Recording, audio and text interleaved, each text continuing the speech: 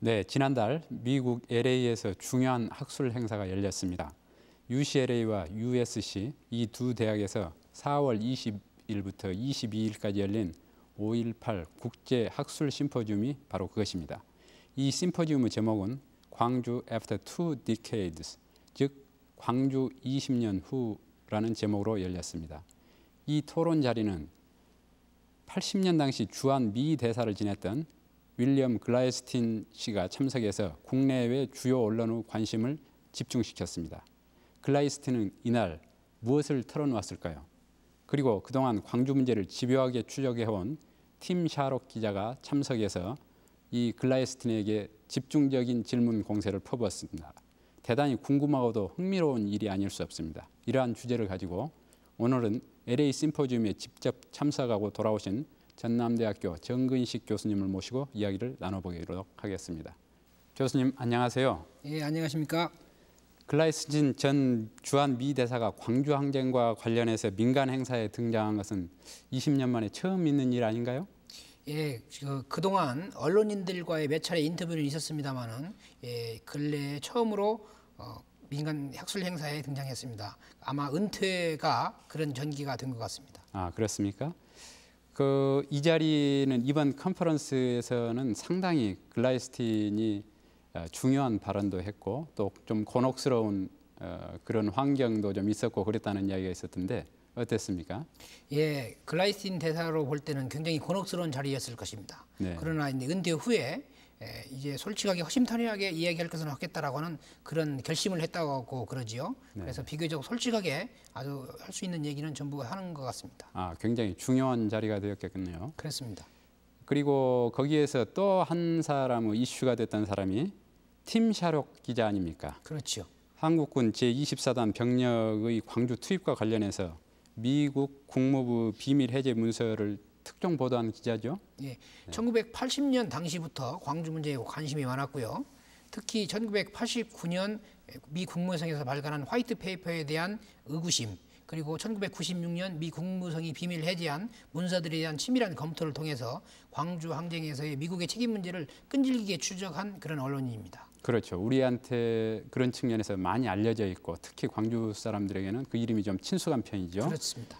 그리고 그렇다면 윌리엄 글라이스틴과 팀 샤록이 한 자리에 만났다. 이건 그야말로 그 자체로서 큰 이슈가 될 수 있고 또 어떤 내용들이 이야기가 됐는가 이런 것이 그 자리에 참석한 참가자들의 큰 관심사였겠어요. 예, 그렇습니다. 지금까지 광주 항쟁에서 미국의 책임 문제는 주로 우리 한국인들이 제기하는 방식으로 진행되었습니다만은 이번 자리를 통해서 미국인 대 미국인의 입장에서 치열하게 논쟁을 하는 그런 자리가 되었습니다. 네, 그 구체적인 내용에 대해서는 잠시 후에 본격적으로 이야기를 나누도록 하고요. 우선 궁금한 것이 하나 있는데요. 정 교수님께서는 그 세미나에 참석하셔서 주로 어떤 내용을 발제를 하셨는지 간략하게 좀 소개 좀 해주시죠. 예, 광주 항쟁에 관한 미국에서의 회의이기 때문에 80년 당시의 상황과 20년 동안의 그동안의 변화에 관해서 전체적으로 설명을 하는 그런 논문이 필요했습니다. 그래서 전체적인 개괄과 역사적인 의의에 관해서 제가 말씀을 드렸습니다. 네, 그렇다면은 그 밖에 어떤 내용들이 그 다른 참가자들에게서는 어떤 내용들이 발표되었는지 시청자들의 이해를 돕기 위해서 잠깐 준비된 화면을 당시 찍어온 화면을 보면서 이야기를 좀 나누도록 하지요. 예, 그렇게 하십시다.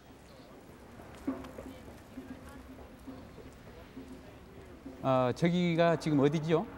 예, 저기가 미국 LA에 있는 USC 이른바 남가주대학입니다. 네. 회의 장소는 남가주대학의 동아시아 도서관이고요.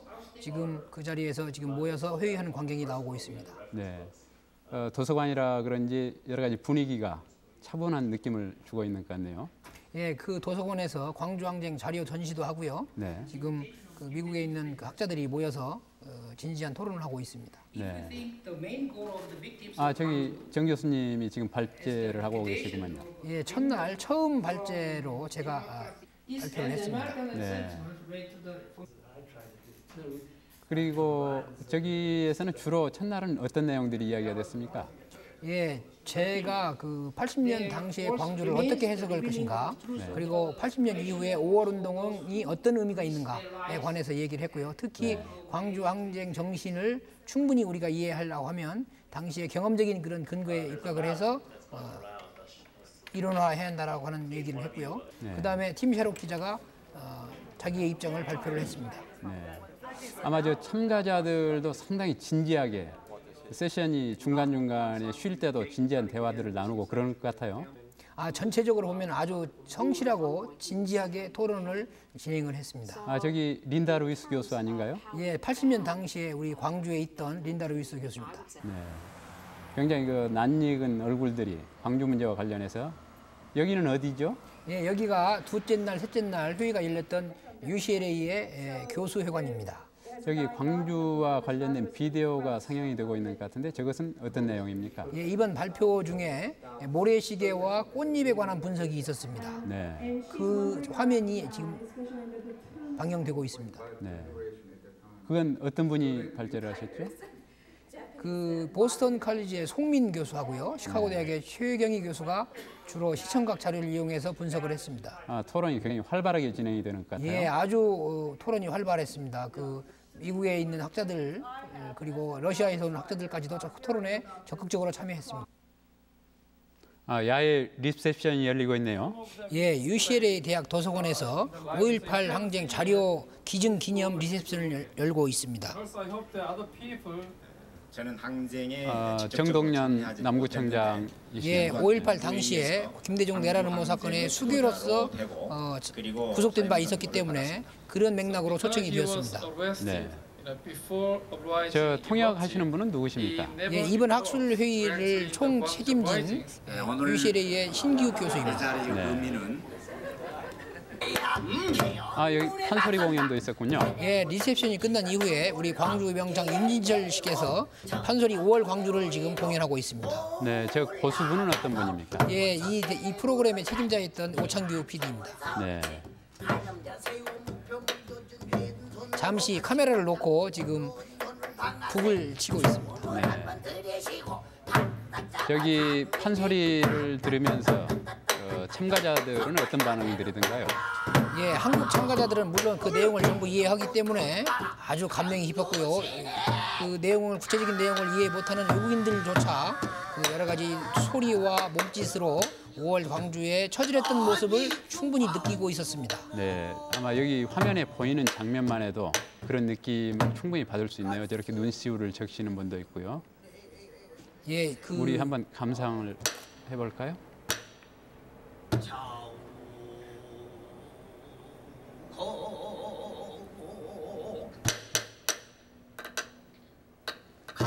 네, 역시 문화 행사가 중요하죠. 예, 외국인과의 교류에서는 역시 문화적인 메시지가 역시 중요한 것입니다.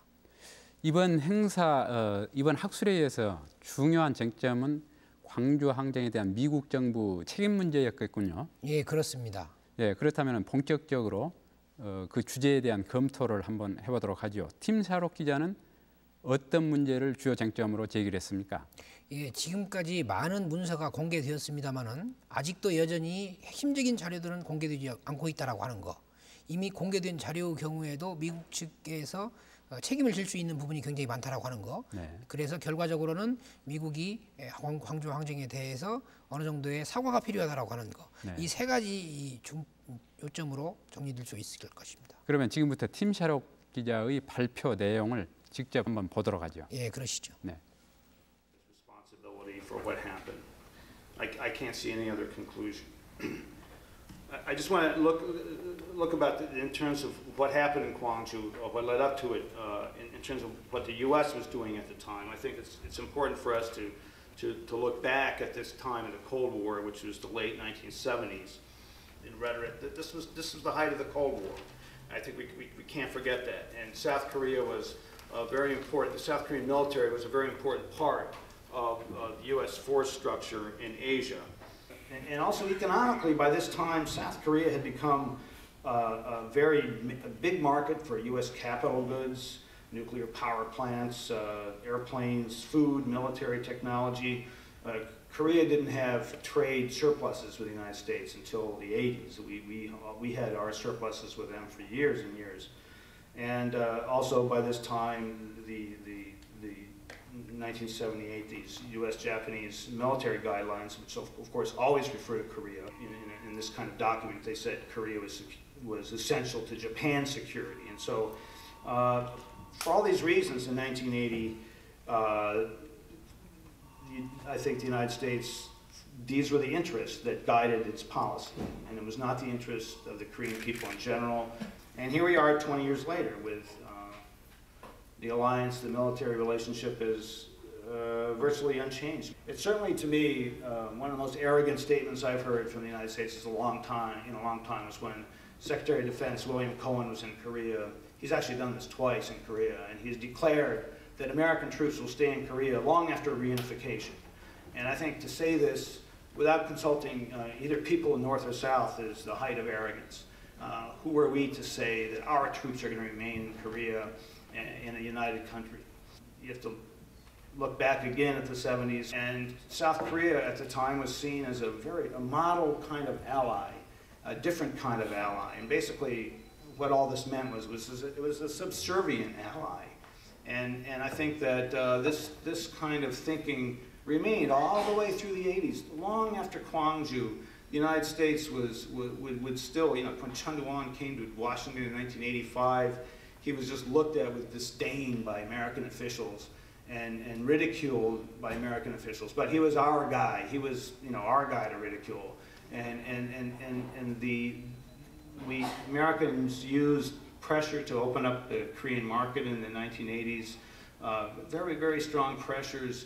And always this, in the background of this was the ability to pull our troops out at any time if they didn't go along with us. And I think this kind of subservient relationship is at the heart of what I would call the incongruity, the immorality of the American South Korean military relationship. And that's where I'll stop. Thank you very much. 네, 역시 기대했던 대로 혹은 우리가 예상했던 대로 팀 샤록의 지적은 굉장히 날카롭고 굉장히 본질적인 문제들을 지적을 하고 있는 것 같네요. 특히 불평등한 한미 관계 같은 것을 집중적으로 광주 당시와 1980년 당시와 또 그 이후 지금까지 이어지는 과정에 대한 전반적인 지적이 있는 것 같은데 그 팀 샤록 발제가 끝나고 난 뒤에 한 재미교포가 팀 샤록과 직접 인터뷰를 하면서 문제의 쟁점들을 더 분명히 한 필름이 준비되어 있습니다. 그것을 한번 보시면서 또 이야기를 나누도록 하죠. 예, 그러십시다. Acknowledge it, and he wanna, I guess, dig in more. But in how far by saying acknowledgement, is it okay or in order as a military chain? Right. Can I say okay to unless you give command? Well, clearly the 20th Division was sent to Gwangju with full U.S. approval because that was part of when they moved divisions away from their ordinary positions near the border with North Korea, they have to have discussions with the U.S. military commander, and he clearly released them. They call it CHOP forces from the CFC, the Combined Forces Command. That clearly happened. There's no doubt about it, and I don't think there's any question that they, a decision was made in the White House, and some of the material I wrote about, this was discussed on May 22nd, and so it was 3 days before the final assault on Gwangju by the 20th Division. The decision was made in the White House to have a military end to the uprising as opposed to a negotiated end. There was no reason, in my mind, for the U.S. to approve a military suppression of the Gwangju uprising because it had been started by a massacre of students by Korean Special Forces, and the reason for the uprising had to do with Korean military atrocities. Yet we could only see, the United States government could only see a military solution to this problem, and I think that's something that we must reckon with in our own history. There's a very thin distinction between the approval and the command. I mean, Right. it's since the U.S. troops has the commandership of the South Korean army. During times of war, they do, yeah. In the 80s, they had also peacetime commandership. Well, that's right. I think you know this is the essential problem with the U.S. government position, which it has no, you know, we have no, the official line is we have no moral responsibility for what happened in Gwangju, and I think that's absolutely wrong, and that's an approach that will never succeed in convincing anybody in Korea. As the speaker just said from the 518 committee, the United States has never apologized because they don't feel they owe it. They owe the Koreans an apology, and you know, as an American citizen, I can certainly apologize, but I'm not the government, and it's about time the government took responsibility for the kind of military it helped support that would do this kind of thing to its own people. After all, we knew that special forces, there's records, the special forces were trained to fight North Korean soldiers. They were not trained. They shouldn't have been used against Korean civilians and you know, Koreans in the streets fighting for democracy. And the Americans knew that these special forces were being deployed against Korean citizens, South Korean citizens, fighting for democracy, fighting for no more than what we have here in the United States. What do you think of current military relation between the U.S. and South Korea, going back to the 20 years ago? Well, I really don't see it change very much. You know, it's the same, and there's still a U.S. commander of the CFC. I think the Americans still are the chief negotiators in North Korea. I think that the SOFA, the agreement about how U.S. troops or you know, crimes committed by American forces, that certainly must be changed. I said in my talk that to me it's unbelievable arrogance for the American Secretary of Defense to come to Korea and say Korean troops will remain in Korea whether Korea is unified or not. To me, that's just that's one of the most arrogant things I've heard for many years from an American official. Because if Korea is unified, what's the point of having American troops on its soil? Who's the enemy here in this case? And I think that the Korean American. 네, 팀 샤롯 기자의 이야기가 굉장히 신랄하게 미국 도덕성 문제를 제기를 하고 있군요. 그렇습니다. 미국의 팀 샤롯 기자 입장에서 혹은 그런 입장을 전제로 두고 바라본 미국의 아시아 정책, 특히 아시아에 대한 미국의 이해관계는 어떤 것이었을까요? 아까 그 발표에서 나왔습니다마는 가장 큰 문제는 동북아시아에서의 안보에서의 미국의 이해가 있고요. 네. 이미 당시에는 한국이 중요한 미국의 시장이었습니다. 그렇죠. 그래서 그 경제적인 문제가 여기 있고요. 네. 그래서 그러한 두 가지 문제 때문에 미국이 쉽게 한국에서 가벼운 그런 정책을 취할 수 없다라고 하는 그런 지적이 있었습니다. 아마 그 당시에 세계 정세도 미국 쪽의 의사결정을, 광주 문제에 대한 의사결정을 그렇게 몰아가는 데 있어서 중요한 객관적인 변수가 안 됐겠습니까? 당시에 미국의 정책 지도자들의 경우에는 그 이란 사태가 굉장히 큰 악몽으로 떠오르고 있었습니다. 그래서 네. 제2의 이란이 한국이 될 수 없다라고 네. 하는 그러한 정서가 깔려 있었던 거지요. 네. 말하자면 이란 사태와 동일한 맥락 이런 것으로 광주 문제를 바라보면서 다시 이런 혁명과 같은 것이 광주에서 일어난다면 한국을 자기들의 통제권에서 놓칠 것 같다라는 위기의식이 작용했었다는 거죠. 네, 그렇습니다. 네. 그러면 지금부터 5.18 20주년 기념 행사의 일환으로 5.18 재단이 주최한 LA 국제학술 심포지움에서 가장 관심을 모았던 윌리엄 글라이스틴 당시 주한 미 대사의 발표 내용을 들어보도록 하지요. 예, 네. 그렇죠.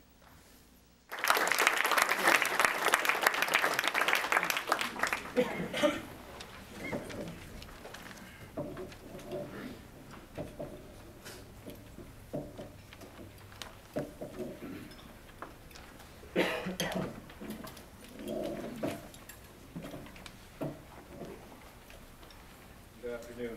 It's a pleasure to be here, and I have very mixed feelings about having been here. I was here yesterday.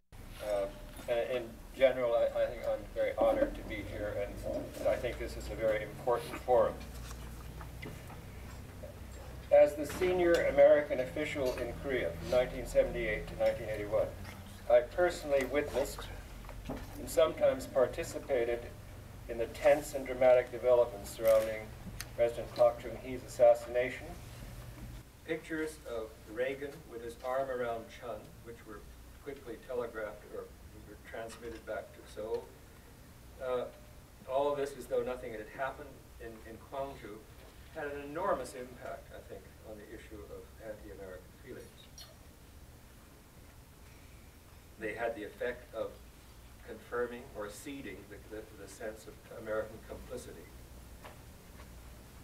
Official American silence, which is a very complicated, long, not a complicated, but a long subject, did not help matters. The 9-year interval between the time of the events and the United States providing its first careful explanation was, I think, very unfortunate.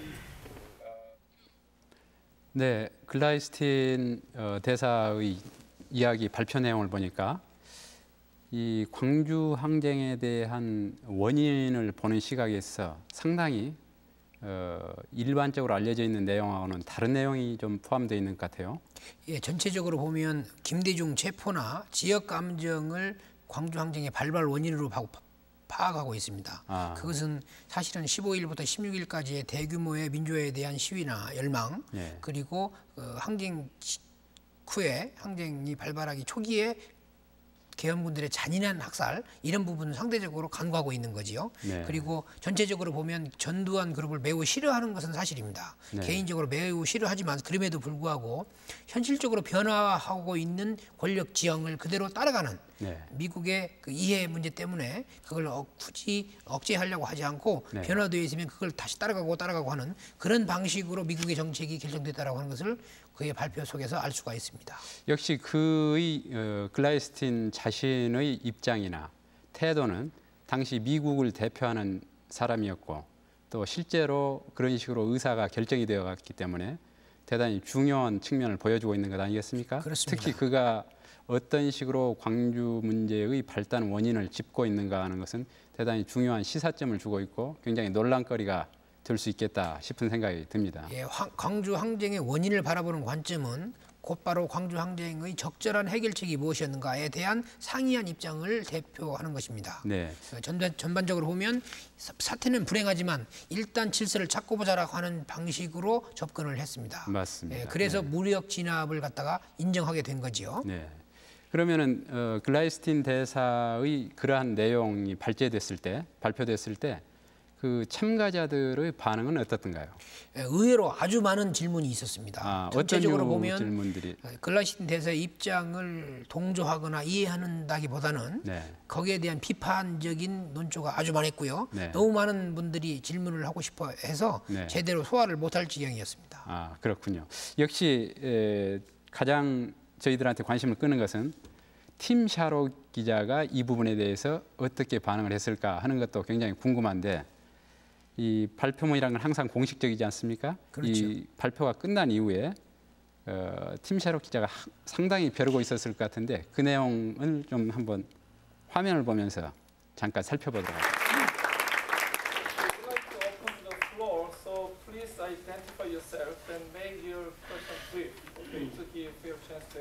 But at this time, partly, the information was just barely beginning to come in, really, May 22nd, of what had actually happened. I think you said maybe May 22nd or 23rd, you had a fairly complete idea of the extent of the brutality that had taken place the first couple of days.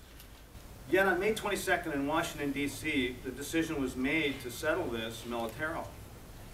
I mean, it's clear from the White House notes that that was the decision to go forward, allow it to be settled militarily. That is not correct. Well, maybe you can correct the record.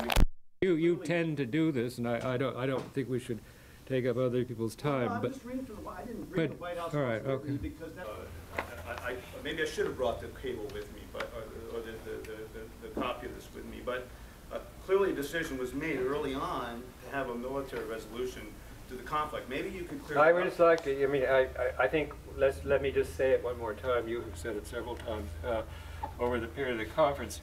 I am objecting to the way you characterize that discussion. I was not at that discussion, of course. I was in Seoul, and I think that the way it was summarized by Brzezinski was unfortunate, and I said that in the book. But the full minutes of that, which were made available to you, make it clear that it was not a decision to support a military solution. It was that the order had to be restored before progress could be made politically again. And Brzezinski summed it up with some, I thought, very unfortunate thing. He wasn't thinking of you and of quoting him in the future. But I mean, Brzezinski's no pal of mine. Of the South Korean armed forces to South Korean hands, because United States have benefits and costs. But you say here that United States was not able to stop the military coup of 1979. But I think from December 1979 until May Gwangju uprising, I think the United States was shown to us to support the military coup. So that prevented South Korean democracy from being in full bloom, deferred until 1993. So I think by transferring those operation control authority to South Korean forces, I think it will be relieved of any responsibility in Korean domestic politics. You've said something that I've heard many people say here, and it is so wrong that I really almost, it'll take too much time to read to you, but the United States never supported Chun Doo, I mean during this period you're talking about, never supported Chun Doo-hwan's coup. I mean, if you read what the United States said on December 13th, you would not make that statement. The United States made many public statements attacking this process and is supporting the constitutional government, which was not Chun Doo-hwan. And the same thing was true on May 17th. And I can't help the fact, unfortunately, that the Korean people rarely knew what the United States did because these American statements were censored out. I had a very difficult relationship with him. It was extremely difficult. There was no sense of support whatsoever. My question is, why not transferring the military operational control to South Korean forces? 87, when was Wickham Chief of Staff? When did you have your interview with him? It was in 87. Yeah, okay. Around that period. I wrote a paper in which I was no longer in the government, hadn't been for quite a while, in which I said I thought that we should make some changes in the command structure. And my reasons were two. One was that the Koreans were carrying so much of the defense weight. And secondly, your point, that since we could not control the Korean army from these domestic operations, hadn't in 1961 or 1979, that we should get out of the line of fire. However, it's a very tricky problem because the U.S. forces that are there would not be there if they were under Korean command. They would be withdrawn. The same thing is true in Europe under NATO. I mean, it's a requirement, it's a constitutional requirement in the United States that we maintain American command. Now, there is a way of taking care of this. And 여기 보니까 역시 그 예상했던 대로 팀 샤록 기자의 질문이 굉장히 신랄하게 80년 5월 22일 날 백악관에서 의사결정 과정에 대한 질문과 또 그 이후에 여러 가지 미국 정부의 태도나 도덕적 책임이나 이런 모든 문제들에 대해서 집중적으로 질문을 하고 글라이스틴 대사의 표정은 굉장히 곤혹스럽고 또 좀 신경질적인 반응까지도 보여주고 있네요. 그렇습니다. 네. 그리고 또 나중에 그 한국 교수 한 분이 질문한 내용 같은 것들도 상당히 중요한 문제인데 이 문제는 그 과거의 문제가 아니고 지금 현재 또는 미래의 문제죠. 네. 미군의 그 군사 지휘권 문제를 이번 이 기회에 한국군에 이양하는 문제가 질문으로 제기되었고요. 네. 그 이전에 그 샘 제임슨 교수에 의해서 네. 80년 당시에 쟁점이었던 24단의 지휘권 문제가 다시 거론이 되었습니다. 한번 보시죠. 그렇죠. 저기 샘 제임슨 교수는 80년 당시에 LA 타임스 기자였죠. 그렇습니다. 그래가지고 광주를 광주 항쟁이 진행되는 동안에 직접 한번 취재까지 왔던 광주 내용에 대해서 잘 알고 있는 예. 그런 사람 아니겠습니까? 예, 예. 그분이 어떻게 질문했는가 한번 같이 살펴보죠. We knew each other when I was correspondent with the Los Angeles Times. My recollection of your briefing on May 21st is exactly as you described it. I attended that briefing. There is another point, however. It's my understanding that the Koreans thought that the Americans had control over not only the Special Forces, but also the 20th Division. In your remarks, you did not specifically say that the United States did not have control over the 20th Division and never did have control over the 20th Division, that it was not released so that it could be used to put down the insurrection or the demonstration. By the time it reached that point, it was an insurrection on the 27th of May. Could you clarify that point? And then I have one more. Well, I try to make that short. I've had a big debate with Pentagon lawyers about this, but I mean, the 20th Division on the night of the assassination of Pak was under General Wickham's command. It was on the front line, deployed against North Korea. That, by definition, it was. With the agreement, including mine, I mean, it wasn't an agreement, but with our knowledge, those forces were brought down to Seoul for martial law, which actually was imposed on the morning after the assassination. And two of the regiments out of the three came out of Wickham's command that way. They were out of his command. They were no longer under his command. The 3rd Regiment, I have it in the book, was withdrawn from the command, I think, about 10 days or so before Kwangju. And that was agreed to also. It wasn't formal agreement because all they had to do was to notify the combined forces command. So, but all of this activity, even whether the forces were under Wickham or not, all of the activities of the 20th Division were known to him, known to me, because he told me about them. So whether they were technically under his command or not, we were aware of where the 20th Division was, what contingency plans were, and we were actually told quite accurately what was going to happen and when. Totally different from the Special Forces business, about which we knew nothing, nothing at all. Years later, you referred in this presentation to the long period of no explanation from the Americans. I asked one of your successors, Ambassador Dixie Walker, why the United States did not explain its position on Kwangju. His answer was that Chun Do-hwan had called in General Wickham and had told General Wickham that he was going to send the 20th Division in to put an end to the disturbances in Kwangju. General Wickham, knowing that he had no control over the 20th Division at that time, said, well, non-committal. He didn't say yes, he didn't say no, but it was not a statement of opposition. And General Chun used that as justification to say that General Wickham had given approval. And Ambassador Walker told me that's the reason why the United States did not try to defend itself, because to have done so would have embarrassed General Wickham.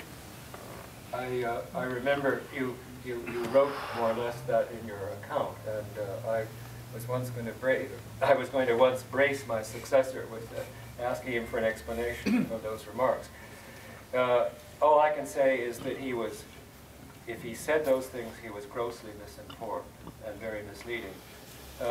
First of all, I've said in the book, and I've said today, that we knew that the 20th Division was going to be used. It was in a contingent role.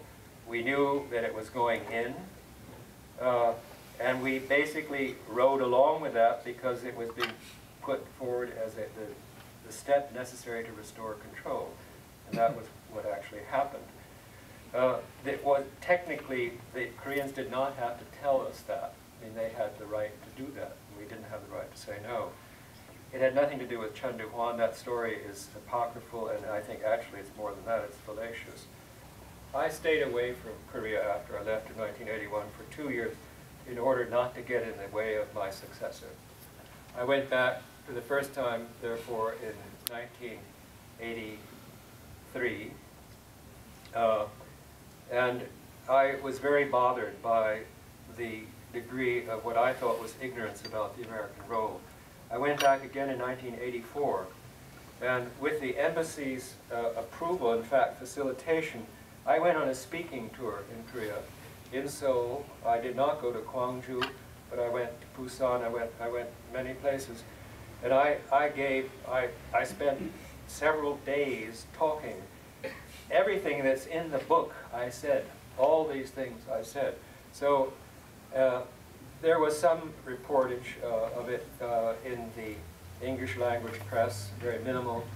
There was some picking up by American journalists and other foreign journalists, but basically it went over with a clap of silence. The government censored out. I mean, they let me do the talking, they let their people go listen to me, but they made sure none of it went into print. It had no impact. And I think that the main reason for this was, first, this physical censorship that was so powerful. Secondly, the feeling of people, not just people from Gwangju, but people even in Seoul and the rest of Korea, that you couldn't trust people who were somehow associated with the Chun government, and we were with the Chun government, and we symbolically, the Reagan administration. 네, 이야기를 듣고 보니까 글라이스틴 입장으로서는 좀 억울하다. 자기는 전두환과 친하지도 않았고 전두환 정책을 지지하지도 않았고 그러면서 그 문제에 대해서 분명하게 미국 입장을 밝히려고 하는데 한국 언론은 전혀 취급해주지도 않고 자기를 전두환과 같은 사람으로 보더라. 이런 억울함을 좀 호소하고 있네요. 예, 그렇습니다. 네, 그것은 어떻게 보면 자업자득적인 측면이 좀 있는 것 아닌가요? 그런 점도 있죠. 네, 특히 그 마지막 이야기 이전에 24단의 병력 이동에 대한 상황을 당시 자기는 누구보다도 소상히 알고 있었다는 것을 상당히 구체적으로 시인을 하고 있네요. 그렇습니다. 네, 그건 저로서는 상당히 좀 의외다 싶은 생각이 듭니다. 그동안에 일관되게 모른다 혹은 잘 보고를 못 받고 있었다 이런 태도들을 많이 보여왔었는데 사실은 80년대 중반기부터 그 문제에 대해서는 일정하게 시인하는 입장을 이렇게 보여줬었죠. 전체적으로 보면 24단의 움직임에 대해서는 전체적으로 시인하고요. 네. 특전사의 움직임에 대해서도 시인을 하는데 네. 특전사가 광주 현장에서 그렇게 잔인한 행동을 할 줄은 몰랐다라고 하는 방식으로 빠져나가고 있는 거죠. 네, 그것을 누가 우리한테 믿어주라고 그러면 얼만큼 믿을 수 있을지 그렇죠. 그건 좀 의문사항으로 남네요. 또 한 가지 이제 문제는 그 아시다시피 5월 22일부터 26일까지 숨막히게 그 시민군 또는 이제 수습위원회와 계엄군 간의 그 협상이 있었습니다. 네. 협상이 교착 상태에 빠졌을 때 마지막으로 그 시민군 지도부는 미국에게 네. 중재 요청을 했었습니다. 그렇죠. 제가 알고 있기로도 그때 당시에 뉴욕 타임스 헨리 스콧 기자나 르몽드지 필리퐁스 기자 또 당시에 마지막 윤상원 열사가 대변인이었었죠. 당시에 시민군 대변인으로서 이렇게 기자회견을 했을 때 여신 기자들을 대상으로 기자회견을 했을 때 그 문제를 공식적으로 제기했던 걸로 알고 있습니다. 그렇습니다. 미국 정부에 대해서 말하자면 이런 상황은 당시 80년 5월에 광주 시민들이 어떻게 상황을 바라보고 있었고 이 문제를 미국과 정면으로 해결하려고 했던 윤상원이라는 대표를 통해서 어떻게 해결하려고 했었던가 하는 문제의식을 보여주고 있다고 생각이 드는데 그 문제에 대해서 글라이스틴 대사는 윤상원과 그 시민군 지도부들을 혁명가로 해석을 했고 이 부분은 궁극적으로 진압되어야 한다고 판단을 했던 것 같습니다. 네, 그래서 혁명가라는 의미에서는 반란군이라는 리벨리언이라는 표현을 쓴 것 같은데요. 그렇죠. 아까 보니까. 네. 그렇죠. 그래서 그 윤상원과 그 시민군 지도부의 중재 요청을 공식적으로 거절했고 그 거절한 것이 잘했다라고 하는 방식으로 이 얘기가 되고 있습니다. 그 회고록에 보면 일단 군사적인 진압에 의해서 질서를 회복한 후에 다시 정치적으로 문제를 점진적으로 해결해 나가라고 하는 것이 당시 미국의 입장이었습니다. 그렇다면은 오늘날의 시점에 와서 말하자면 광주 항쟁이 한국의 민주화 운동이었다. 그리고 그것은 미국과의 관계에 있어서도 장기적인 과정에서 봤을 때는 좋은 관계를 회복하기 위한 하나의 굉장히 중요한 모멘텀이었다. 이렇게 이야기가 되고 있는데 당시의 상황은 논리가 정면으로 배치되는 이런 측면이 있는 것 그렇죠. 같습니다. 그 5월 26일, 27일 상황에 대한 그 미국의 책임이 있고요. 그다음에 마지막으로는 그렇게 정치적으로 해결을 하자고 해놓고 실제로는 9년 동안 89년까지 아무런 광주 항쟁에 대한 침묵으로 네. 일관했다라고 하는 것이 미국의 책임이라고 할 수 있을 것입니다. 네, 좀 더 시간이 많이 남아 있다면 우리가 많은 이야기를 나눌 수가 있을 것 같은데 제한된 시간이니까 이번 LA 국제 심포지움이 거둔 성과나 의미 같은 것을 마지막으로 개괄을 간략하게 한번 해주시죠. 전체적으로 보면 이 광주 항쟁과 5월 운동에 대한 미국 내의 연구 그리고 특히 이 한인 교포들의 관심이 점증하고 있다는 걸 확인할 수 있었고요. 네.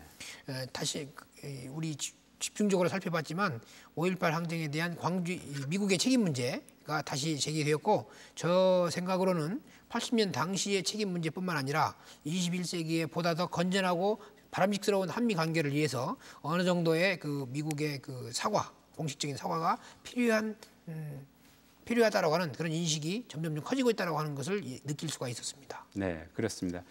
특히 이번 심포지움이 보여주고 있는 가장 큰 의미는 미국 사람들에 의해서 미국의 정책이 정확하게 재평가되고 있다는 점이 또 하나의 의의로 들 수 있지 않을까 그런 생각이 드네요. 그렇습니다. 가령 팀 샤록 같은 미국 사람에 의해서 글라이스틴 당시 상황을 책임지고 있었던 미국 정부를 대표하고 있었던 사람의 정책에 대해서 다각적인 검토가 이루어졌다는 점에서도 상당한 의의를 부여할 수가 있을 것 같습니다.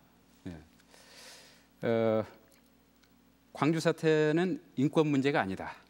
동북아시아의 안정을 확보하고 유지하는 미국의 국익의 문제다.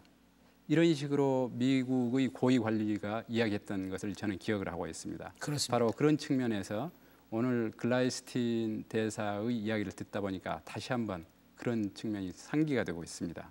이제 미국 내에서도 안보와 미국 국익을 우선하는 그런 냉전적 사고로부터 벗어나야 한다라고 하는 그런 인식이 점점 커지고 있습니다. 그래서 보다 보편적인 21세기의 인류를 끌어갈 수 있는 인권이나 평화라고 하는 것을 중심으로 해서 미국의 국제 정책이 이루어져야 한다. 특히 한반도 정책이 이루어져야 한다라고 하는 그런 인식이 커지고 있다는 것을 확인했다라고 하는 것. 이것이 굉장히 이번 학술회의의 중요한 성과라고 생각합니다. 20년의 세월이 감쪽같이 흘렀습니다. 세월이 약이라는 말도 있지만은 과거를 잃어버리는 것만이 능사는 아니라고 생각이 됩니다. 미국은 우리에게 무엇이 있는가 이런 문제를 우리가 만약에 잊고 지나간다면은 앞으로 우리에게 다가오는 새로운 세기, 진정하게 동반자적인 관계에서 동등한 동반자적인 관계에서 한미 관계를 구축하려는 이런 우리의 자주적인 노력이 이 광주 문제를 결코 미국과 광주가 어떤 관계에 있었는가 하는 문제를 놓치고 갈 때는 우리가 그런 문제들을 또 다른 역사의 시행착오를 겪을 수밖에 없지 않나 이런 생각이 듭니다. 그런 측면에서 오늘 이 자리에서 여러분들과 같이 살펴보았던 이번 LA 국제 심포지움은 대단히 큰 의의가 있었지 않았나 생각이 됩니다. 정 교수님 오늘 좋은 말씀 감사드립니다. 예, 감사합니다.